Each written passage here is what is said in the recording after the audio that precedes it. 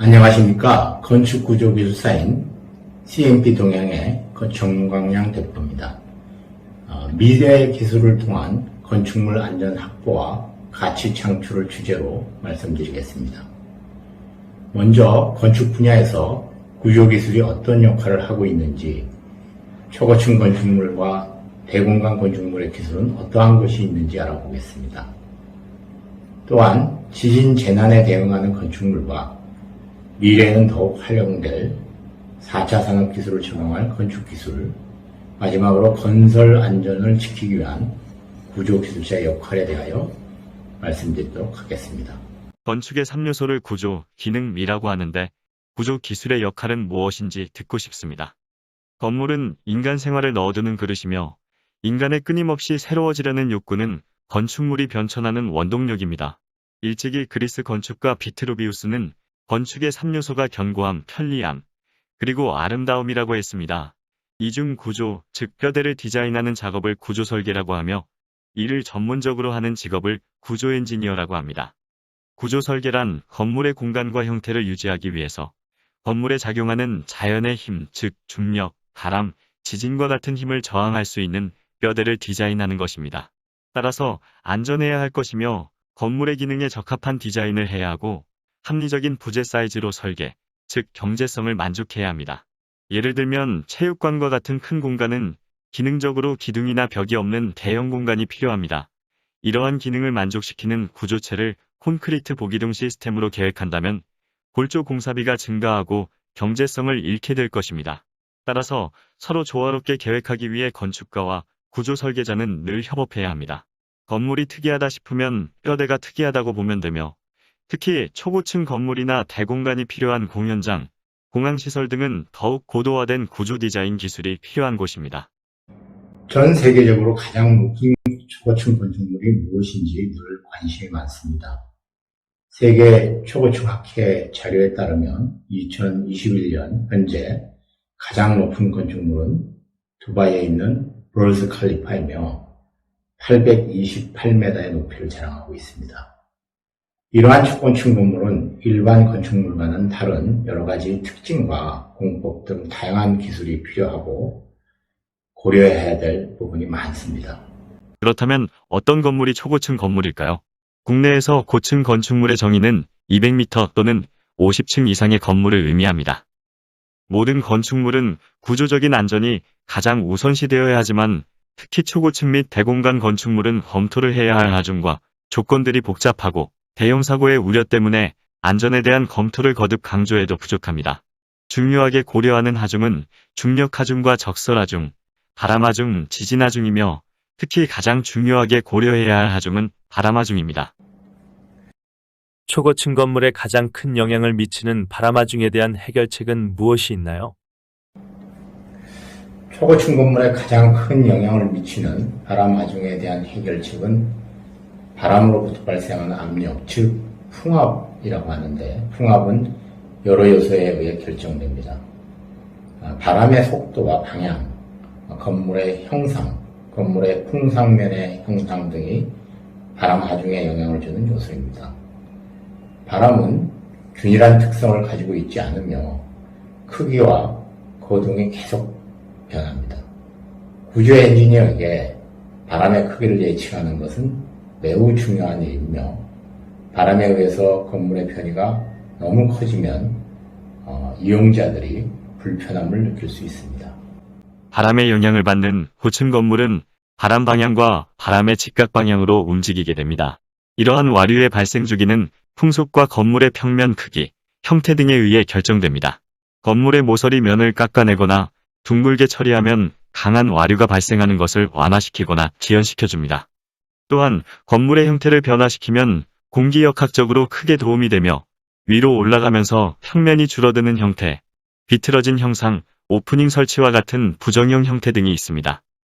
예를 들어 영국 런던의 스위스 르타워는 완만한 곡선 형태로 바람이 건물을 지나가며 주위에 발생시키는 압력 차이를 최소화하였고, 부르즈 칼리파는 건물이 위로 올라갈수록 평면이 줄어들면서 형상이 계속 바뀌게 되어 와류가 형성되는 것을 크게 줄였습니다. 타이페이 101은 정사각형 평면의 코너를 톱니 모양으로 만들어 와류에 의한 건물의 진동을 현저히 줄일 수 있었습니다. 또한 상하이 월드 파이낸스 센터는 사다리꼴 계구부를 만들어서 건물에 작용하는 바람의 영향을 감소시켰으며 두바이의 카얀타워는 비틀어진 형상으로 와류에 의한 공진 현상을 효과적으로 줄였습니다.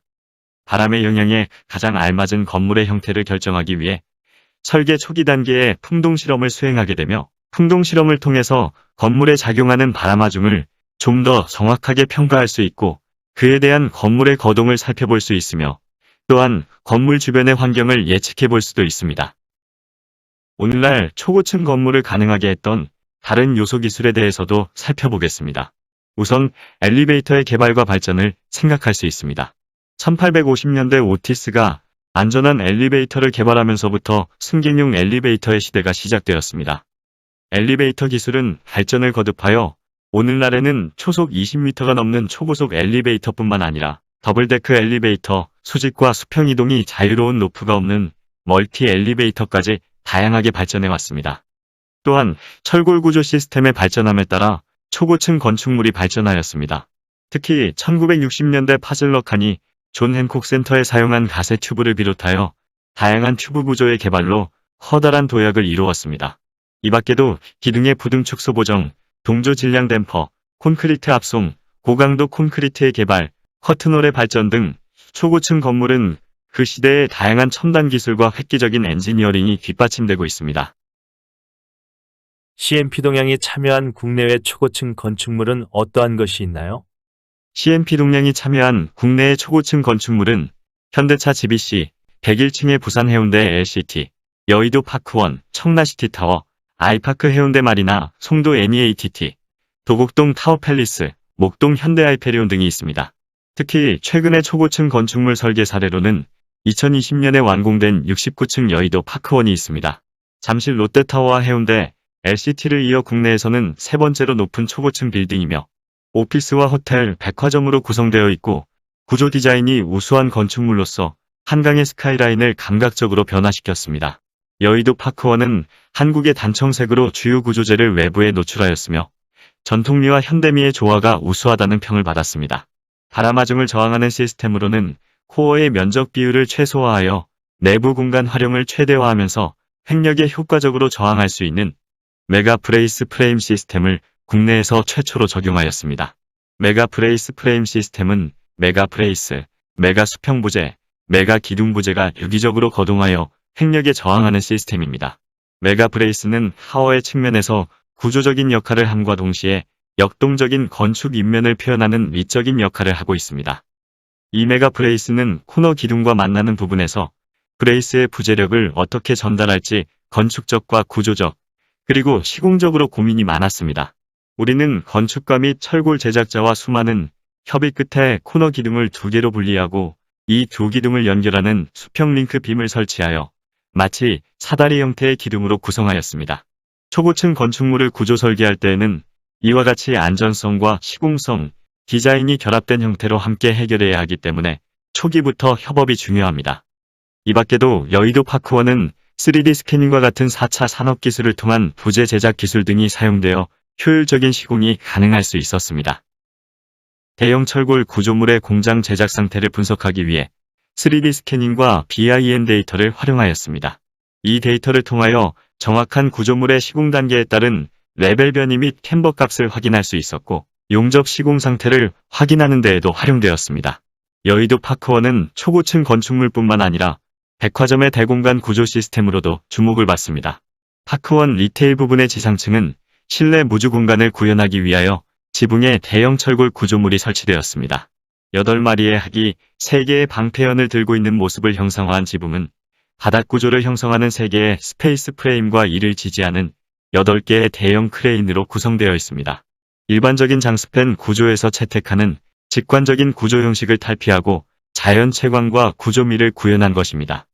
대공간 건축물 중 대표적인 공항시설로는 인천공항 제2여객터미널과 아시아나 경납고가 있습니다.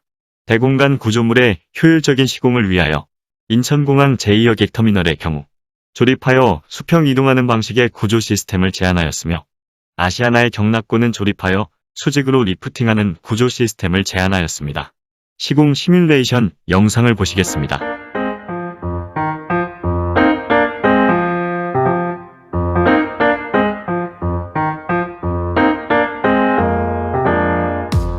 이외에도 인천 아시아드 주경기장, 평창올림픽 아이스 아레나, 광주 수영장과 같은 스포츠 경기장의 대공간 구조 프로젝트를 진행하였습니다. 대공간 프로젝트에서 특히 기억에 남는 프로젝트를 고르자면 인천공항 제2여객터미널의 파사드 설계가 기억에 남습니다. 인천공항 제2여객터미널을 구조 설계할 당시 전면 파사드에 대한 고민이 많았고 케이블렛이라는 시스템을 국내에서 최초로 적용하였습니다. 케이블렛 시스템은 유리의 투명성을 최대한 확보하면서 폭발물을 흡수할 수 있는 와이어로 유리 구조를 지지할 수 있는 시스템입니다. 마치 테니스 라켓을 떠올리면 이해가 더 쉽게 되실 겁니다. 이렇게 대규모의 건축물에서는 합리적인 방식에 의하여 구조 엔지니어가 디자인을 제안할 수 있습니다. 또한 지붕은 레티스쉘을 적용하여 형태가 자유로우면서도 개방감과 공간감을 확보할 수 있도록 설계를 진행했습니다. 우리나라도 지진 안전지역이 아니라는 상황인데 지진재해가 도시재난이 되지 않기 위해 준비해야 할 일과 우리나라의 적절한 내진 설계에 대해 말씀드리겠습니다. 저는 2016년 3월부터 2018년 2월까지 한국건축구조기술사회 15대 회장을 역임하였습니다. 그동안에 우리나라의 최대 규모의 지진이 두 차례 발생하였습니다. 바로 2016년 9월에 발생한 경주 지진과 2017년 11월에 발생한 포항 지진입니다. 많은 국민들이 지진의 실체를 느꼈고 우리나라가 더 이상 지진 안전지대가 아니라는 것을 보여주면서 많은 국민들이 내진 설계에 대해 관심을 갖게 되었습니다. 그리고 내진 설계는 경제성과 안전성을 동시에 고려하고 건물의 중요도 및 기능을 고려하고 있으며 일반적으로 작은 지진에 대해서는 기능 수행 수준, 큰 지진에 대해서는 붕괴 방지 수준을 목표로 하고 있습니다. 국가 차원의 내진 성능을 건축물의 중요도에 따라 적정한 수준을 확보하는 것이 중요합니다. 미래의 구조기술의 변화와 기대되는 점이 있다면 말씀 부탁드립니다. 최근 모든 산업 분야에서 유행하는 4차 산업기술은 업무 효율성의 확대를 위한 기술입니다. 우리 건축 분야도 4차 산업기술을 활용하여 업무의 효율성을 높이고 있습니다. 현재 적용하고 있는 사례로는 3D 스캐닝과 BIM을 활용한 건축물 현황 분석을 들 수 있습니다. CMP 동량에서 수행했던 활용 사례를 보여드리겠습니다. 성공적으로 수행하였습니다. 리뱀핑과 리모델링, 안전진단 및 시공 현장 등에서 3D 스캐닝 기반의 BIM 데이터를 활용하면 기존 구조물의 정밀한 역설계와 분석을 가능하게 하여 시공성을 향상시키고 공기를 단축시킬 뿐만 아니라 안전한 건설을 가능하게 합니다. 광양 컨베이어 벨트 리뱀핑 프로젝트는 노후 설비 교체를 위해 3D 스캐닝과 BIM이 활용된 사례입니다. 취득된 스캐닝 데이터를 하나의 포인트 클라우드 데이터로 정합하고 BIM 데이터를 작성, 분석하였으며 교체가 필요한 부분을 시공 전에 미리 3D로 시뮬레이션하여 시공성을 향상시켰습니다. 대공간 공장의 안전진단 프로젝트에서는 길이 120m와 높이 60m의 대규모 건축물을 분석하기 위하여 드론과 3D 스캐닝을 활용하였습니다. 이를 기반으로 작성된 BIM 데이터를 통해 대규모의 데이터를 효율적으로 분석하고 손상된 부분을 확인할 수 있었습니다. 이 밖에도 목포의 조선내화 리모델링 프로젝트, 동탄의 롯데캐슬 현장의 탑다운 공사, 포항 죽도동 오피스텔의 안전진단에서도 활용되어 성공적으로 프로젝트를 수행하는 데 기여하였습니다. 3D 스캐닝과 BIM을 활용하면 이렇게 기존의 방법보다 효율적이고 정밀하게 구조물의 데이터를 취득하고 분석하는 데 용이할 뿐만 아니라 문화재 보존 및 메타버스 등 다양한 산업에도 활용될 수 있습니다. 기술력은 늘 상상을 뛰어넘는 속도로 발전합니다. 안주하지 말고 끊임없이 노력하여 건설 산업이 보다 창조적인 산업으로 발전되기를 바랍니다. 무엇보다 건물의 안전을 책임지는 구조기술자로서 건설 현장에서의 역할에 대하여 소견을 부탁드립니다. 건축물을 시공하는 과정 및 해체하는 과정 등 건설 현장에서는 크고 작은 위험이 늘 존재하며 한순간의 실수로 대형 사고와 인명피해가 발생할 수 있습니다. 그러나 건설 현장에서 안전관리는 작업자 개인의 안전교육과 추락 방지, 장비의 점검과 같은 공사 중 안전에 중점을 두고 있으며 대형 사고로 이어지는 구조물 시공 및 해체에 대한 안전관리는 체계적이지 못한 실정입니다. 건설 현장에서 구조물을 잘 이해하고 있는 구조 엔지니어의 역할의 비중이 제도적으로 크지 않기 때문입니다.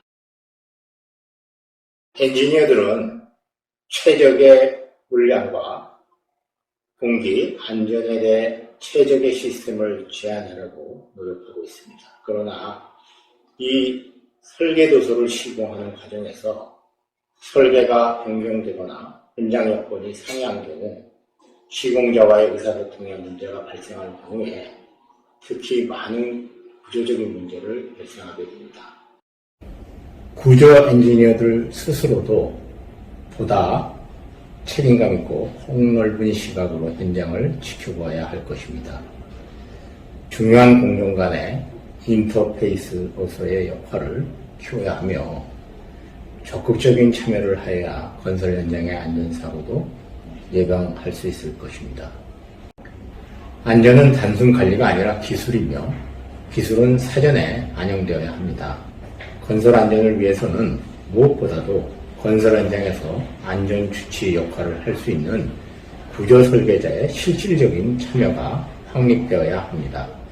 안전 리스크 관리를 충실히 수행하여 우리 모두 사고 없는 안전한 현장을 만들어야 할 것입니다. 감사합니다.